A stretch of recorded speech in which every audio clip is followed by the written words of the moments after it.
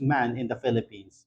This is John. His life story is not a typical rags to riches story because he was born in a wealthy family. See, in Cebu, his dad owned farmlands, department store, and the first air-conditioned movie theater. And John was enrolled in a private school, San Carlos University.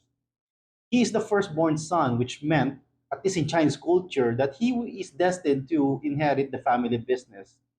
His life was good, and his future looks promising until everything vanished super fast. When his dad died of typhoid, he was 13 years old. And because his dad owed a lot of money to the banks, this meant that the bank has to take control of all their assets. This made the Gokongwei family broke, so broke that his mom and siblings was forced to go to China because the life there or the cost of living there is much lower. So only John was left in Cebu and he lived with his uncle Manuel. But this was short lived because during the war in 1941, his uncle was captured by the Japs and got killed.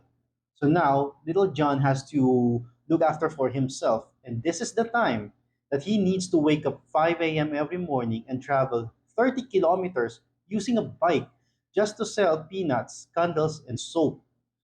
So this kid was out grinding in Cebu while most kids are still figuring out how to spell entrepreneur. And later on in his life, he was asked, "Why do you sell those products?" And he answered something like, "Well, it is easier to sell 1 peso worth of product to 1 million people than to sell 1 million worth of product to one person." So, anyway, back to the story. Sometime during the war in 1943, John figured out how to ship tires from Cebu to Manila and then buy some stuff in Manila to sell when he's back in Cebu.